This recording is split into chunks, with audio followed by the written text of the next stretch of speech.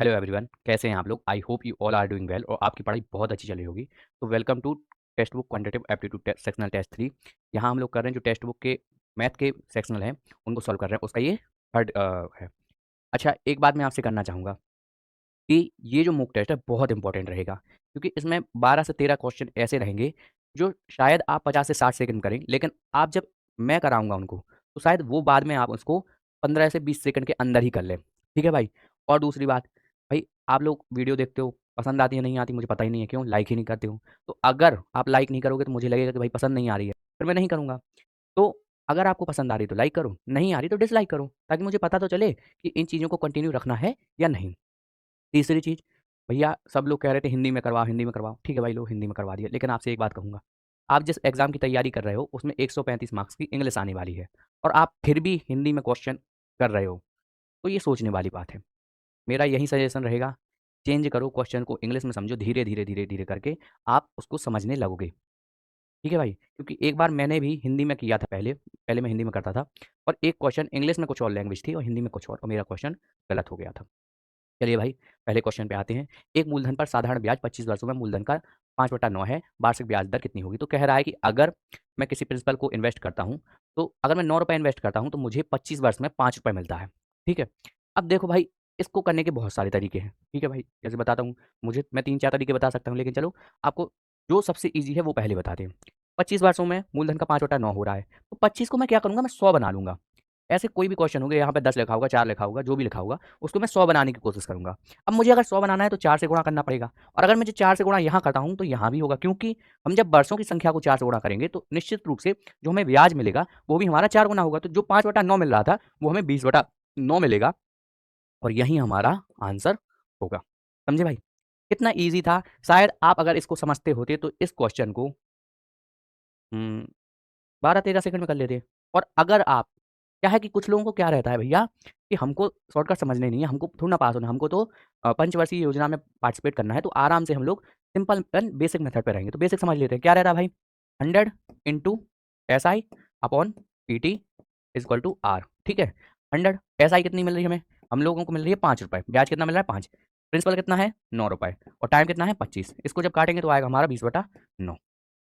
और भी तरीके थे। ठीक है, जैसे 25 वर्षों में मूलधन का 5/9 हो रहा है, मतलब कि 5 वर्षों में 1/9 होगा, तो जो भी हमारी वो होगी, मतलब कि प्रिंसिपल, वो 100/9 आ जाएगी, बटा 5 आ जाएगी। ठीक है, वो भी वैसे भी कर सकते हैं आप। चलो, नेक्स्ट क्वेश्चन।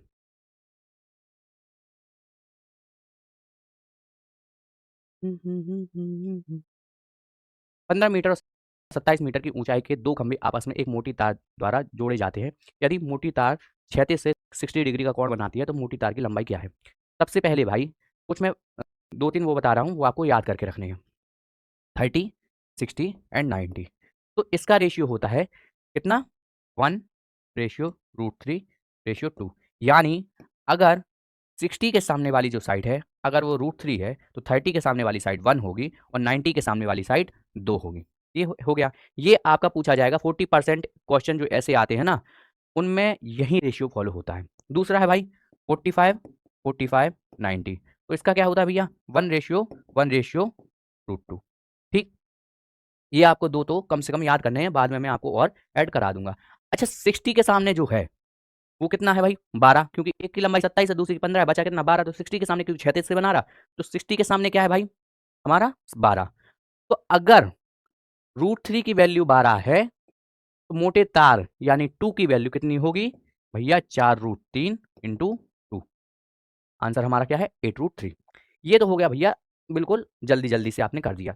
लेकिन इसका क्या होता है ना, ऐसे क्वेश्चंस में अगर आप प्रो नहीं हो तो फिगर बनाना बहुत इंपॉर्टेंट हो जाता है। अगर आप फिगर नहीं बनाएंगे तो भाई ये क्वेश्चन आप गलत कर देंगे। चलो, इसका फिगर बनाते हैं। ये हमारा हो गया 12, ये हमारा हो गया 27। ठीक है। ये कितना हो गया, सॉरी ये 15 था ना, तो ये 27, तो ये बचेगा 12। अब 60 के सामने अगर 12 है तो 30 के सामने कितना होगा, 4√3, और 90 के सामने कितना होगा, 8√3। तो जो बिल्डिंग्स के बीच में, जो टावर्स के बीच में डिस्टेंस है वो 4√3 है, और जो तार की लंबाई वो कितनी होगी, 8√3। ठीक भाई। चलो, नेक्स्ट। एक लड़के की औसत गति ज्ञात कीजिए यदि वह दूरी का 1/3 भाग 2 मीटर पर सेकंड से चलता है और शेष दूरी तय करने के लिए 12 मीटर पर सेकंड की गति से बाइक चलाता है तो कुल दूरी 1.44 किलोमीटर है। ऐसे क्वेश्चंस में दूरी मैटर करती ही नहीं है, ठीक है? क्योंकि वो रेशियो में बात हो रही है एक तरह से, ठीक? लेकिन यहाँ पे दी रखी है तो इसका इस्तेमाल कर सकते हैं हम लोग। कैसे? देखो भाई, इसमें 9 है, 9 है। तो आप कहेंगे भैया कट जाएगा, ठीक है भाई, कहीं न कहीं कट सकता है। लेकिन जब हम इसको मीटर पर सेकंड से किलोमीटर पर आवर में बदलेंगे तो 18/5 का गुणा होगा। तो यहाँ भी 9 आएगा, यहाँ भी 9 आएगा, मतलब हमारा जो भी आंसर रहेगा, वो 9 का मल्टीपल तो होगा ही। तो भाई क्या ये 9 से कट रहा है? नहीं भाई, 9 दूनी 18, 4 बच रहा है। ये 9 से कट रहा है क्या भाई? नहीं भाई, ये भी नहीं कट रहा। क्या ये 9 से कट रहा है? जी नहीं, ये भी नहीं कर रहा। ये कट रहा है? हाँ, ये कट रहा है। चलो भाई, ये तो हो गया। अब देखो इस क्वेश्चन को सॉल्व करते हैं।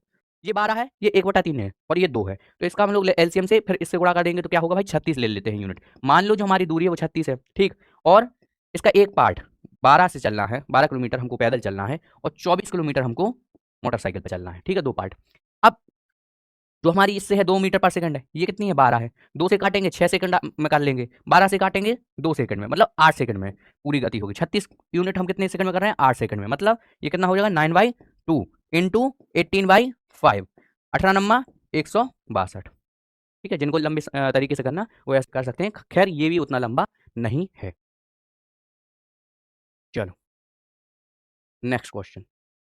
अगला क्वेश्चन कह रहा है एक टंकी पाइप पी द्वारा 32 मिनट और क्यू द्वारा 36 मिनट में भरी जाती है। जब यह भरी हुई होती है तब यह पाइप आर द्वारा 20 मिनट में खाली की जा सकती है। यदि तीनों पाइप एक साथ खुले हुए हैं तब आधी टंकी डैश में भर जाएगी। अच्छा, एक बात बताओ, मैंने आपको कुछ बताया था कुछ समय पहले। क्या बताया था? कि अगर फ्रिक्शन वाले ऐसे टंकी वाले क्वेश्चन आते हैं, है ना, या फिर वर्क डन वाले आते हैं, तो इसको हम लोग को कन्वर्ट करना है, ठीक? अब देखो कन्वर्ट करने पर जहाँ भी 0 आएगा वो हमारा आंसर होगा, 0,5, ठीक है? क्योंकि हो सकता है 2 आ जाए कट जाए, लेकिन 0,5 मान के चलते हैं।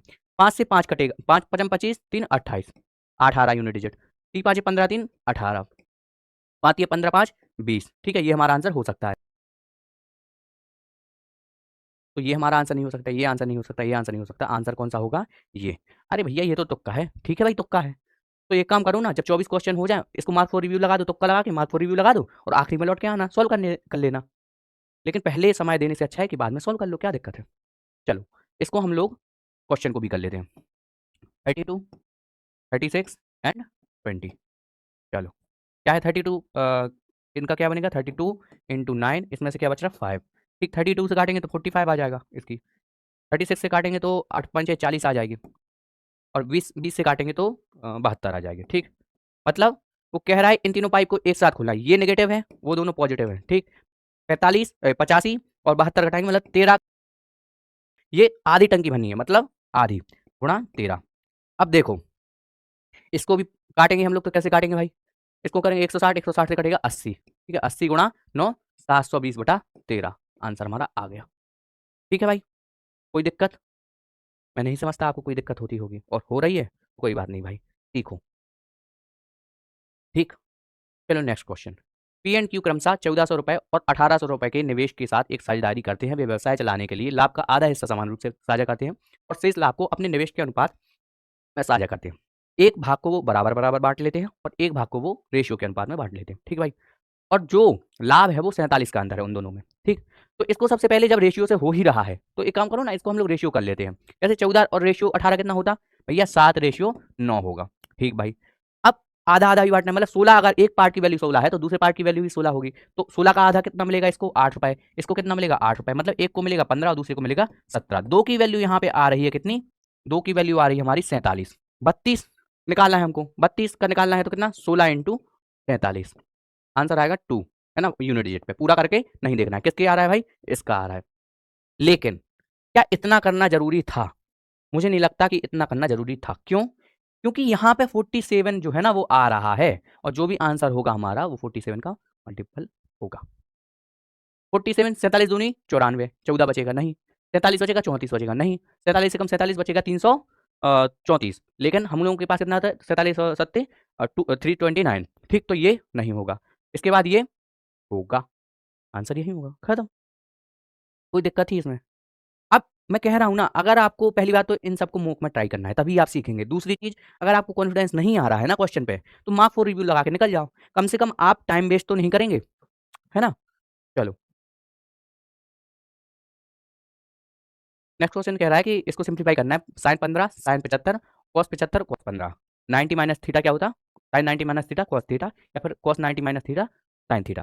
तो यहाँ पे जो साइन 75 है वो क्या होगा? कॉस 15। और यहाँ पे जो कॉस 75 है वो होगा साइन 15। ठीक है, तो ये दोनों एक ही हो जाएंगे, है ना? साइन 15 कॉस 15, साइन 15 कॉस 15, तो क्या आएगा? 2 साइन 15 कॉस 15। ठीक है, अब या तो इसको सिंप्लीफाई कर लो या अपना फॉर्मूला लगा दो। क्या होता फॉर्मूला, है ना? साइन ए प्लस बी का क्या फॉर्मूला होता, बताओ भाई? ये हमारा साइन ए प्लस बी का होता। ठीक, तो ये क्या होगा? 15 15 कितना होगा? 30। तो साइन 30 की वैल्यू कितनी होती यहाँ पे? 1/2। और अगर ऐसे नहीं आ रहा है तो कैसे करेंगे हम लोग? √3y minus 1 upon 2√2। ये कितनी किसकी वैल्यू होती? साइन 15 की। कॉस 15 की कितनी होती? √3 प्लस 1/2√2 इंटू 2।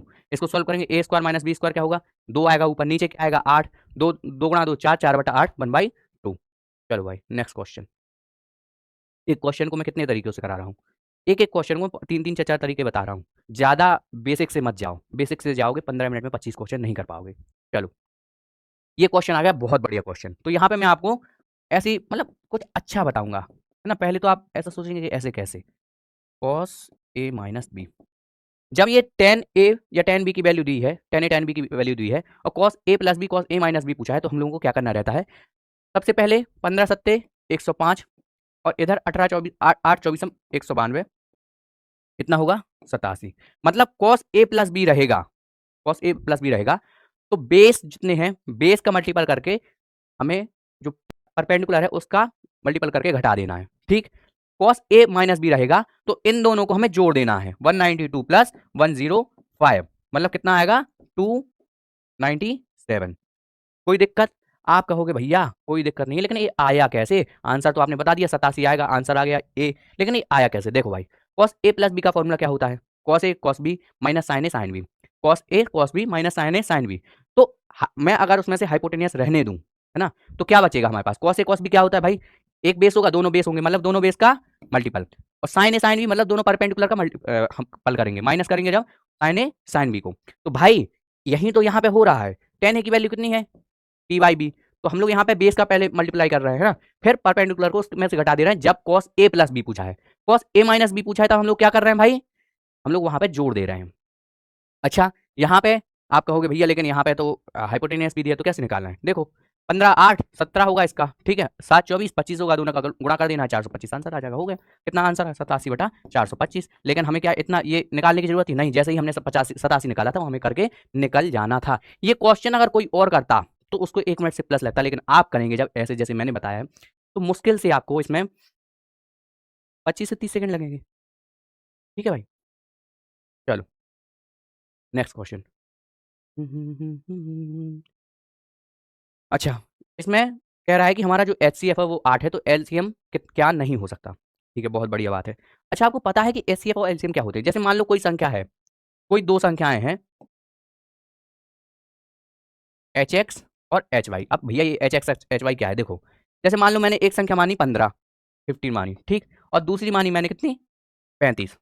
तो जो इसका ये क्या है? 5 × 3, ये कितना है? 5 × 7। तो ये कॉमन है, मतलब जो कॉमन है वो एच है। क्या कॉमन इसकी क्या है? 5। एक्स क्या होगा? 3। ठीक है, ये कॉमन है 5, वाई कितना होगा? 7। ठीक है, समझ गया? एच एक्स एच वाई क्या होता है? जो कॉमन होता है वो एच। अगर कोई संख्या, दो संख्याएं एच एक्स एच वाई हैं, तो उनका एलसीएम क्या होता है? H X Y. ठीक है, और उनका जो एच सी एफ होता है वो एच होता है। मतलब आपको अगर एच सी एफ दिया है, तो चाहे आपसे एलसीएम पूछा जाए, चाहे पहली संख्या पूछी जाए, चाहे दूसरी संख्या पूछी जाए, कुछ भी पूछा जाए, याद रखना उसमें एचसीएफ जरूर आएगा। मतलब जो भी हमारा आंसर होगा वो 8 से हम कटेगा ही कटेगा। ठीक, क्या ये 8 से कटता है? जी हाँ 8 से कटता है। क्या ये 8 से कटता है? जी हाँ 8 से कटता है। क्या ये 8 से कटता है? जी नहीं, और यही हमारा आंसर होगा। चलो नेक्स्ट क्वेश्चन। एक वस्तु के अंकित मूल्य पर 12 सही 1/2% की छूट देने के बाद इसे 700 रुपए में बेचा जाता है। यदि छूट नहीं दी गई होती तो लाभ 60% होता। वस्तु का क्रय मूल्य है, क्रय मूल्य पूछा है भाई। तो सबसे पहले आपको पता है कि 12 सही 1/2% क्या की छूट देने के बाद क्या होता है। देखो 12 सही 1/2% होता है, वो क्या होता है 1/8। इसकी छूट दी जा रही है, मतलब कि अगर कोई चीज 8 होगी तो वो कितनी बचेगी, 7 बचेगी। और 7 की वैल्यू अगर 700 है, मतलब 100 से गुणा हो रहा है, तो 8 की वैल्यू 800 होगी, मतलब जो भी अंकित मूल्य होगा वो कितना होगा 800।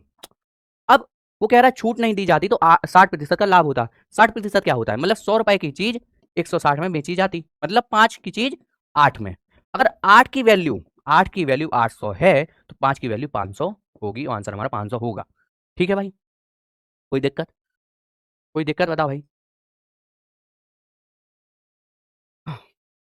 अगला क्वेश्चन कह रहा है यदि एक कक्षा में 20 लड़के और 40 लड़कियां हैं और लड़कों की औसत आयु और लड़कियों की औसत आयु 14 वर्ष है, तो कक्षा की लगभग औसत आयु ज्ञात कीजिए। फिर वही क्वेश्चन है, ये क्वेश्चन मैं आपको ऐसा क्वेश्चन करा चुका हूँ भैया यार। अगर एक की उम्र 13 है, एक की उम्र 14 है, तो जो भी इनका औसत कुछ भी हो, वो 13 और 14 के बीच में ही तो रहेगा। रहेगा कि नहीं रहेगा भाई, भैया रहेगा यार, कैसी बात कर रहे हो यार, आपकी बात का फुल समर्थन है। तो आंसर यहाँ पे क्या दिख रहा है, ये दिख रहा है, यही आंसर होगा। ठीक। अच्छा भाई, ये तो एक तरीका हो गया, और भी तरीके बताता हूँ। 20 लड़के 40 लड़कियां, मैं नहीं मानता इनको 20 लड़के 40 लड़के, मैं मानूंगा कि एक लड़का है और दो लड़कियां, यानी इनका हमने रेशियो निकाल लिया। लड़का कितने का है, 13 वर्ष का है, लड़की कितने की है, 14। 14 दूनी 28 और 13 41, 41/3, आंसर कितना आया 13.67। ठीक है, कोई दिक्कत, और किसी तरीके से कराना है क्या भाई, मुझे तो नहीं लगता कि इन दो से कोई आपको शॉर्ट मेथड हो सकता है। तो चलो भाई नेक्स्ट करते हैं हम लोग। अगला क्वेश्चन कह रहा है 15 सेंटीमीटर भुजा वाले एक घन को 27 छोटे घनों में काटा जाता है, तो बड़े घन के पार्श्व पृष्ठीय क्षेत्रफल और छोटे घन में से एक के कुल पृष्ठीय क्षेत्रफल का क्या अनुपात रहेगा। देखो वो कह रहा है, एक मैंने 15 सेंटीमीटर वाली भुजा का एक घन लिया, उसमें मैंने 27 क्यूब निकाले बराबर। ठीक है, अब वो कह रहा है कि जो बड़ा वाला घन है उसका लेटरल, और जो छोटा है उसमें से एक का टोटल सरफेस एरिया का हमको रेशियो बताना है। अब देखो भाई, आपको 15 सेंटीमीटर 20 सेंटीमीटर 30 सेंटीमीटर ये लेने की जरूरत नहीं है, जितने भागों में काटा जा रहा है उसका क्यूब रूट कर दो और बस उतनी ही आपको भुजा मान लेनी है। मान लो ये 27 छोटे घनों में काटा जा रहा है, तो हम लोगों को कितनी भुजा लेनी है, 3। अगर मान लो ये 64 में काटा जाता तो हम लोगों को कितनी भुजा लेनी थी, 4। ठीक है, अब ये 27 में काटा जा रहा, मतलब हम भुजा लेंगे कितनी, ये जो पूरी होगी हम लेंगे 3। ठीक है, तो एक का कितना होगा, एक क्यूब की भुजा कितनी होगी 1, एक की भुजा कितनी होगी 1। ठीक है, तो ऐसे 27, अगर मैं एक का फिर टोटल सरफेस एरिया क्या होता है भाई 6a², तो कितना होगा 6 होगा। और इसका लेटरल सरफेस एरिया कितना होगा 9, 3 × 3 × 4, 9 × 4 कितना होगा 36, मतलब 36/6। आंसर क्या होगा भाई ये। कोई दिक्कत, कोई दिक्कत तो होनी ही नहीं चाहिए। चलो नेक्स्ट क्वेश्चन।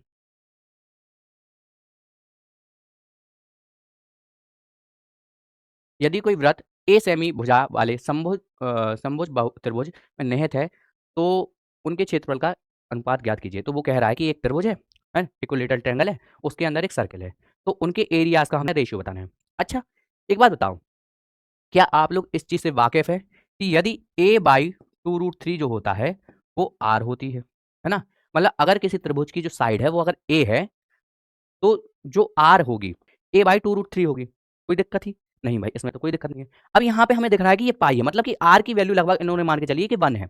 अगर मैं r की वैल्यू यहाँ पे 1 मान लूंगा तो a की वैल्यू कितनी होगी 2√3। अब फॉर्मूला क्या होता है इक्विलेटरल ट्रायंगल का एरिया निकालने का, a² √3/4, √3/4।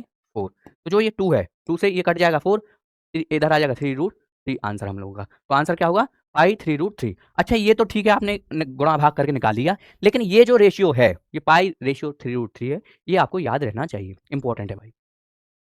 चलो नेक्स्ट क्वेश्चन करते हैं हम लोग। नेक्स्ट क्वेश्चन कह रहा है एन अवलोकनों का औसत 38 है, अन्य एन अवलोकनों का औसत 42 है, और अन्य जो है वो 55 है। देखो भाई, जब भी ऐसा आपको एन मानने को बोला जाए तो कह दो मैं भाई एन मानूंगा ही नहीं, मैं मानूंगा एक, मैं मानूंगा इसको एक, या कुछ भी मान लो, आपको एक जो सबसे ईजी लगे वो मान लो। अगर मैं इसको एक मानता हूँ तो 38 प्लस 42 प्लस 55 करेंगे, है ना, बटा 3 करेंगे, आंसर आएगा हमारा 135/2 सॉरी 3, और आंसर आएगा 45। गॉट आंसर आ गया यहाँ पे। एक तरीका ये हो गया। दूसरा तरीका क्या है भाई, इसको हम लोगों ने 42 मान लिया कि हमारा जो भी औसत आएगा वो 42 है। 42 से ये कम कितना है -4, ये कितना है ज्यादा, ये हमारा हो गया 13 ज्यादा, +13 +9 9/3, मतलब +3, जो भी हमने माना था उससे +3 हमारा ज्यादा होगा, आंसर क्या आएगा 45। और भाई एक बात बताओ, क्या भैया जैसे 38 है, ठीक है, और 55 है, तो जो भी हमारा आंसर रहेगा वो 38 और 55 के बीच में रहेगा, क्योंकि हम लोग औसत निकाल रहे हैं। ठीक, तो भैया 35 तो बिल्कुल नहीं हो सकता, 55 भी नहीं हो सकता। और अगर आप देखेंगे कि भैया 38 के बिल्कुल पास तो हो नहीं सकता, क्योंकि 55 भी मिलाया जा रहा है, जो भी रहेगा लगभग लगभग 38-55 कितना होता है आपका 93, तो लगभग लगभग 46-47 के करीब होगा। इतने पास इतना तो नहीं होगा कि 40 मतलब कि 40 आ जाएगा, तो ये भी नहीं हो सकता, आंसर हमारा 45 हो जाएगा। ठीक है, चलो नेक्स्ट।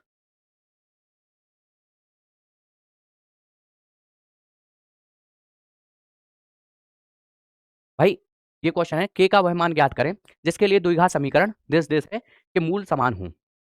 देखो, ऐसे क्वेश्चंस को सबसे पहले हम लोगों को स्किप ही कर देना पहली बार में। ठीक, उसके बाद भाई हम लोगों को अगर इसको करना है तो इसको हमें वैल्यू पुटिंग से करना है। ठीक, इसको हम लोग क्या करेंगे, स्किप। क्या करेंगे हम लोग, स्किप, क्योंकि आप लोगों को ये भी बताना जरूरी है कि 25 में से 25 क्वेश्चन करने की जरूरत नहीं है। हम लोग इसमें क्या सीख रहे हैं, ये जो भी मुक टेस्ट है मैं पहले ही कह चुका हूँ, ये क्या है, एक तरह का आपको बता रहा हूँ कि सबसे पहले तो हम लोग सॉल्यूशन तो देख ही रहे हैं, लेकिन क्या है कि कौन सा क्वेश्चन छोड़ना है, क्वेश्चन कौन सा क्वेश्चन करना है। अगर मैं यहाँ पे आपको करवाने लग जाऊँ तो आप ये ऐसे क्वेश्चन एग्जाम में भी करेंगे।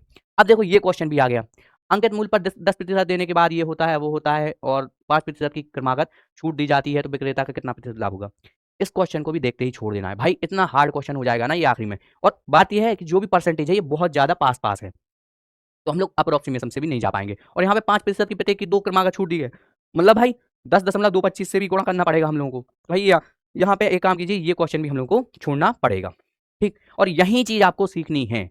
एग्जाम में जरूरी नहीं है कि मैं सारे के सारे क्वेश्चन को करने बैठ जाऊं, जरूरी ये है कि मुझे पता हो कि कौन सा क्वेश्चन करना था, कौन सा क्वेश्चन छोड़ना था। और ये दो क्वेश्चन जो मैंने आपको छुड़वाए, ये वही क्वेश्चन थे जो आपको करने ही नहीं थे टच। ठीक है भाई, चलो। हाँ, इसके पहले जो था आप कर सकते थे बिल्कुल आखिरी में, लेकिन अभी नहीं करना था। चलो, एक इनलेट पाइप एक खाली टैंक को 120 घंटे में भर सकता है। ठीक है, और जबकि एक आउटलेट पाइप एक पूरी भरी हुई को 54 मिनट में खाली कर सकता है। एक मतलब कि भर रहा है 120 घंटे में, खाली कर रहा है 54 से। तो मैं जब देखता हूँ भाई, सच बता रहा हूँ, मुझे 120 और 54 नहीं देखते हैं, मुझे देखते हैं कि इसकी जो भी वैल्यू रहेगी वो 10 रहेगी और इसकी भी जो भी वैल्यू रहेगी वो 4.5 रहेगी कैपेसिटी। कैसे? क्योंकि भाई ये 12 12 से 10 बार कट रहा है, मतलब 10 जो भी होगा वो इसके पास चला जाएगा, ये 12 से 4.5 बार कट रहा, तो ये 4.5 इधर आ जाएगा कैपेसिटी। कैसे निकालते हो? देखो आप लोग इसको फिर बेसिक से करोगे, इसको निकालने में क्या करोगे, 120 54 यहाँ पे जाएंगे, 12 करेंगे, इंटू 10 करेंगे और इंटू कुछ है 3 बचेगा क्या, 3 से 3 हो जाएगा, 3 9 9, अच्छा इसको 9 करेंगे और फिर आप निकालने में लग जाएंगे, 10 आ जाएगा, ये आ जाएगा, वो आ जाएगा, 9 आ जाएगा। ठीक है, और 54 से काटेंगे यहाँ से तो 9 से वो 6 इधर से आ जाएगा, कितना 20 आ जाएगा। हाँ, ये करते रहो, या फिर जैसा मैं सोचता हूँ वैसा सोचो। 120 दिखेगा, 120 नहीं देखना चाहिए, मुझे देखना चाहिए 4.5। जब जैसे ही मैं 54 देखूंगा तो 4.5, और यहाँ से देखना चाहिए 10। ये कितना है, ये हमारा क्या है, पॉजिटिव है और ये हमारा नेगेटिव है। तो 4.5 ऐसे 8 इनलेट पाइप जोड़े जा रहे हैं, 8 चौके 32 और 4 36, मतलब 36 का हमारा इनलेट है। और आउटलेट कितना है, -30 का। ठीक है, 3 जोड़े जा रहे हैं ऐसे, तो कितना हमारे टोटल कितना निकल रहा, +6। अब वो कह रहा कि भाई एक साथ खोल दिए जाएँ तो कितने घंटे में पूरी तरीके से भरेगा? तो हमारे पास क्या है भाई, 120 गुणा 4.5 बटा 6। ठीक है, 6 से काटेंगे 20 बार, 20 गुणा 4.5 होगा हमारा 90। ठीक है भाई, ऑप्शन क्या होगा आंसर, डी। नेक्स्ट, एक्स का न्यूनतम मान क्या है जिसके लिए संख्या 712x 816 12 से विभाज्य है। तो आपको पता है 12 से विभाज्य मतलब 4 से कटना चाहिए, 3 से कटना है। 4 से कटने के लिए क्या है, आखिरी के दो डिजिट को 4 से काट लो, कट रहा है। ठीक है, 3 से कटने के लिए एक बार इसको इसका वो करते हैं, 3 से इनके योग जोड़ रहे हैं, 7 और 2 9, ये कट जाएगा, 1 और 8 9, ये कट जाएगा, बचेगा 7, 7 में 2 जोड़ेंगे तो हमारा फिर भी वो 3 से कट जाएगा। चलो नेक्स्ट क्वेश्चन क्या है, आंसर क्या होगा, 2। नेक्स्ट क्वेश्चन कह रहा है, एक व्यक्ति ने 85,000 रुपए एक पूर्व स्वामित्व वाले कैमरा खरीदने में और मेमोरी कार्ड के लिए 4500 रुपए और तिपाही के लिए 5500 रुपए अतिरिक्त खर्च किए। तो कह रहा है कि भैया कैमरा खरीदा है 85,000 में, साथ में 4500 रुपए का उसने मेमोरी कार्ड खरीद लिया और भाई 5500 रुपए का उसने ट्राईपॉड खरीद लिया। ठीक, क्या जोड़ा, 10,000 रुपए और किया, मतलब इसने कितना 95,000 का निवेश किया। और भैया कह रहा है कि उसको 1 लाख में बेच देता है। तो भाई 95 और 1 लाख का रेशियो कितना होता है, मतलब 19 की चीज को 20 में बेच दिया। एक का फायदा 1/19, 1/19 का फ्रिक्शन आपको याद होगा कितना होगा, 5.26। ठीक है, आंसर आ गया। चलो, ये लाभ होगा। ठीक है, ये लाभ होगा। चलो नेक्स्ट हमारा है, अगला क्वेश्चन कह रहा है कि 6-3, ये सिंप्लीफिकेशन का कह रहा है भाई, इजी है, शायद आप लोग कर लेंगे, है ना। क्या इधर से हम लोग जाएंगे, 13 दूनी 26, 26 और 8 होगा हमारा 34, 34 बटा 13 आएगा, मतलब 17 और 13 आ सकता है। खैर मैं इधर से लगा देता, लेकिन फिर भी चलो आगे निकल जाते हैं, क्योंकि नहीं इधर से पता है। अब देखो क्या है, जितने भी हमारे जो माइनस प्लस हैं, ये हमारा बंद है बॉक्स में, ये हमारा बंद है बॉक्स में, और ये हमारा बंद है बॉक्स में। अगर यहाँ पे 13-17 को कोई यहाँ पे होता 2 लगा होता 3 लगा होता तो हो सकता था आंसर, हाँ ये इन दोनों में से हो सकता था। चलो और इसको सॉल्व कर लेते हैं। चलो यहाँ पे क्या आएगा 2, ये कितना आ रहा था, गुणा आ रहा था, 13 ऊपर जाएगा, 17 दूनी 34 नीचे आ जाएगा, 34 से ये कट जाएगा, हो जाएगा 13/17, 13/17 ऊपर पहुंचेगा फिर 17/13, ये 9 माइनस 3 इंटू 3, फिर ये उल्टा होगा फिर से, तो क्या होगा 13 गुणा 51 गुणा 3, ठीक है, आंसर हो जाएगा 13/17। चलो नेक्स्ट। एक नाव की धारा के अनुकूल 25 किलोमीटर की धारा के अनुकूल क्या है भाई गति 25, वो कह रहा है धारा की गति जो है वो 3 किलोमीटर पर आवर है। नाव द्वारा धारा के अनुकूल 100 किलोमीटर की गति, या गति नहीं 100 किलोमीटर की दूरी और प्रतिकूल 57 किलोमीटर की दूरी तय करने में कुल कितना समय लगेगा, ठीक है। तो 25 में से ये भाई ए प्लस बी की वैल्यू है, ए माइनस वैल्यू कितनी होगी 25 माइनस 2b, ठीक है, 2b कितना होगा भाई 6, तो कितना आ जाएगा 19, ठीक, 19 से कितना चलना है 57। एक बात बताओ यार, ऐसे क्वेश्चंस को 32% लोग ही क्यों अटेम्प्ट किए हैं, ये इतना हार्ड था। ये कितना 4 घंटा लेगा, ये कितना लेगा भाई 3 घंटा, आंसर आ जाएगा 7। चलो नेक्स्ट। मेरा यार थोड़ा सा ना गला खराब है तो सही से बोल नहीं पा रहा हूँ, उसके लिए सॉरी। एक कॉलेज में लड़कों और लड़कियों की संख्या 5:3 के अनुपात में है।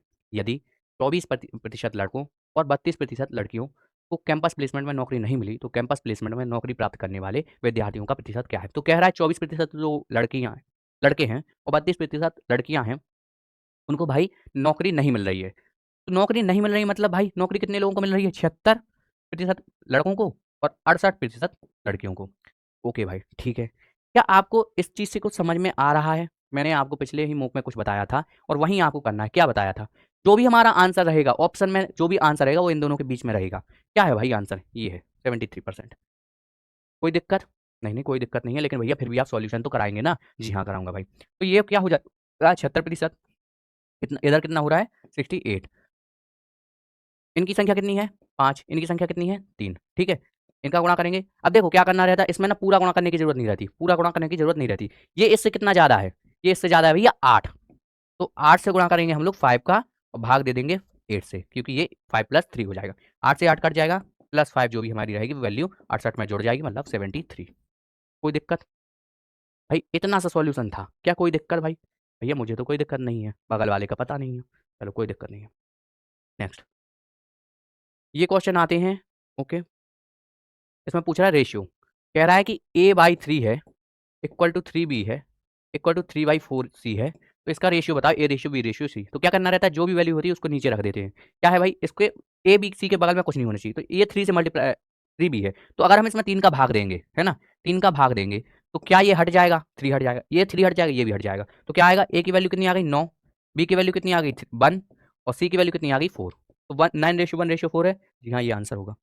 चलो अब देखो ये कितना इजी क्वेश्चन है, लेकिन अगर आप 15-16 क्वेश्चन नहीं छोड़ते तो क्या आप ये कर पाते? भाई बिल्कुल नहीं कर पाते। इसीलिए भाई केवल 35% लोगों ने किया है, क्योंकि इसको अटेम्प्ट करने का टाइम ही नहीं मिला होगा। और ये जरूरी सबसे ज्यादा है कि आपके पास हर क्वेश्चन को देखने का, उसे 25 से 30 सेकंड देने का टाइम हो। अगर वो नहीं है तो आप गलतियां कर रहे हैं क्वेश्चन चूज करने में, क्वेश्चन कौन सा छोड़ रहे हैं वो आपकी गलती है, और उसको सुधारने के लिए क्या करना है भाई, ऐसे अगर मैं करा रहा हूँ मेरा देख लो, कोई और भी करा रहा है उसका भी देख लो, अगर वो आपको लगता है कि ये आदमी सही से कराता है, समझाता है कि भाई ऐसे छोड़ना है, ऐसे क्वेश्चन को करना है, वही करो, ठीक है।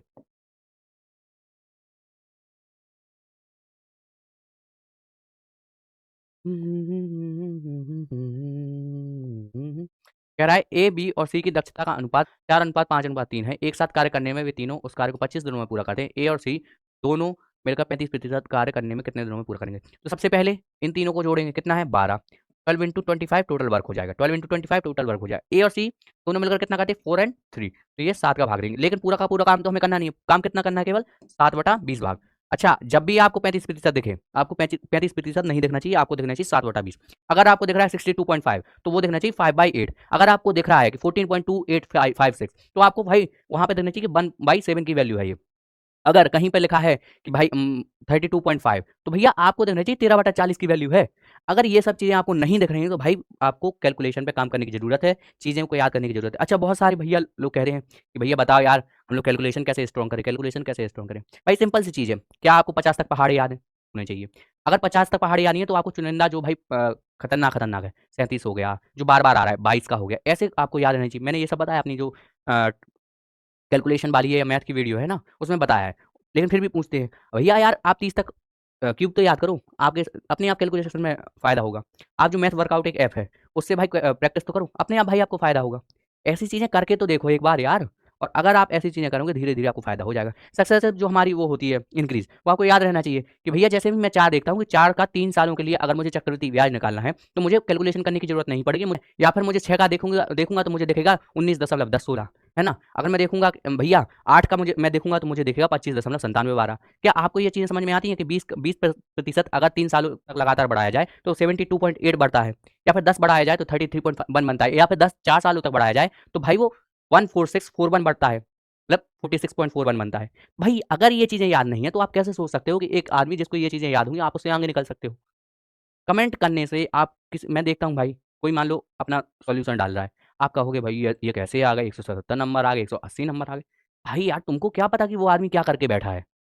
तुम देख रहे हो कि मैं भाई इतने समय से घिट रहा हूँ गलत तरीके से, और भाई मैं 130 पे डाला हूँ, 120 पे डाला हूँ, और भाई दूसरों को जज करते हो। मत करो जज, अपने ऊपर काम करो, जो मैं बता रहा हूँ वो करो। चलो नेक्स्ट क्वेश्चन। 2.5 लाख के मूलधन को 12% वार्षिक चक्रवृद्धि ब्याज की दर से 1.5 वर्ष के लिए निवेश किया जाता है। जब ब्याज अर्धवार्षिक रूप से संयोजित किया जाता है और जब इसे वार्षिक रूप से संयोजित किया जाता है, तब प्राप्त मिश्र धनों के बीच का अंतर क्या होगा? तो सीधी सी बात है, वो कह रहा है देखिए 1.5 वर्ष के लिए करते हैं लेकिन छमाही पे, और फिर करते हैं हम लोग उसको कैसे कि मान लो कि एक पहले 1 वर्ष का जोड़ लिया और 6 महीने का। भाई बोल रहा है कि दोनों में अंतर कितना है, कि उसको छमाही से करेंगे या फिर वार्षिक रूप से करेंगे तो क्या अंतर आएगा। अब कितनी हमारे हमारे पास वो है चक्रवृद्धि ब्याज की दर कितनी है, 12। तो अभी 12 अभी जस्ट मैंने बोल के निपटा हूँ। 12 का कितना मतलब छमाही से कितना लगेगा, 6%। 6% का क्या बताया था मैंने, 19.1016। आपको 12% के बाद उसका 1.5 वर्ष का निकालना आ जाएगा, 12 प्लस 6 18, 12 गुणा 6 72, मतलब 18.72। कोई दिक्कत थी भाई, इसमें तो कोई दिक्कत नहीं थी। इनको हम घटाएंगे कितना, 28 और 10 38 16। अच्छा ये हमारा इतना बढ़ेगा, ये भैया ये तो 2.5 लाख है, तो क्या इसको अगर हम 4 से गुणा करेंगे तो क्या 10 लाख पहुंच जाएगा? तो अगर यहाँ पे 4 से गुणा कर रहे हैं तो इसको हम 4 से भाग देंगे, वही हमारा आंसर होगा। 4 से भाग देंगे, 4 नाम 36, 2 21, 4 पंचे 20 और 4 954 आंसर आएगा। इतना ईजी था अगर आपको ये चीज़ें याद होती। और भाई मैं अगर अपना पेपर मान लो सीजीएल का 10 से 11 मिनट में करता हूँ, तो उसका सबसे बड़ा कारण जो रहता है वो ये रहता है कि मुझे ऐसी चीज़ें याद हैं, और ये सब मैंने अपनी जो नोट्स मैंने शेयर किए हैं ना टेलीग्राम पे, भाई उसमें मैंने सब बताया है। ठीक है? उसमें सब कुछ लिखा हुआ है, क्या इंपॉर्टेंट है, कौन से फॉर्मूलाज़ इंपॉर्टेंट है, ज्योमेट्री में क्या इंपॉर्टेंट है, सब कुछ लिखा हुआ है। अब नहीं देखना चीज़ें नहीं समझना तो भाई फिर अपने हिसाब से करो। कौन से अगर तुमको भाई मेरे नोट्स समझ में नहीं आते, एक काम करो कॉन्सेप्ट किंग उठाओ, सारे के सारे उसमें से देख लो कि भाई ये वाला आता है, ये क्वेश्चन ये वाला आता है, ये वाला याद है, ये मुझे याद नहीं, वो सारे के सारे लिख लो। उसी को 10-10 बार 12 बार भाई लिखते जाओ, हर वीकेंड पे लिखते जाओ, क्या दिक्कत है? अपने आप फॉर्मूलाज़ याद होंगे। अब आप लोगों की दिक्कत ये है भाई कि आपको चाहिए कुछ ऐसा जादुई की छड़ी, भैया ये मिल जाए ना फिर मज़ा आ जाए, दूसरों के नोट्स, दूसरों का सब कुछ, अपना कुछ नहीं करना है। और जब तक ये आदत बनी रहेगी भाई दिक्कत होंगी। चलो, हम लोगों का जो टेक्स्ट बुक का ये मॉक टेस्ट 3 था, ये हम लोगों का खत्म हुआ, और आई होप आप लोगों को बहुत अच्छा लगा होगा, समझ में आई होंगी कुछ-कुछ चीज़ें। आप लोगों को ये समझ में आया होगा कि ये क्वेश्चन स्किप करना था। जैसे ये भी क्वेश्चन था, तो ये 25वां क्वेश्चन था इसलिए हम लोगों ने इसको सॉल्व कर लिया। लेकिन अगर ये आखिरी क्वेश्चन नहीं होता तो इसको हम लोग स्किप करते और इसको बाद में आके करते फिर। ठीक है भाई? और भी कोई क्वेरी हो भाई कमेंट सेक्शन में बताओ, कैसी वीडियोज़ चाहिए भाई, जीके की वीडियोज़ चाहिए कि मैथ का कंटिन्यू रखें? ठीक? जीके की वीडियो के लिए मैं कहूँगा कि थोड़ा-सा बस थोड़ा-सा इंतज़ार कर लो। जिस दिन एग्ज़ाम डेट आ गई उस दिन के बाद ऐसी प्रैक्टिस होगी कि शायद आपके अगर मार्क्स 15 से 20 आ रहे होंगे, तो 25 से 30 आना कोई बड़ी बात नहीं रहेगी। ठीक है भाई? चलो, बाय बाय।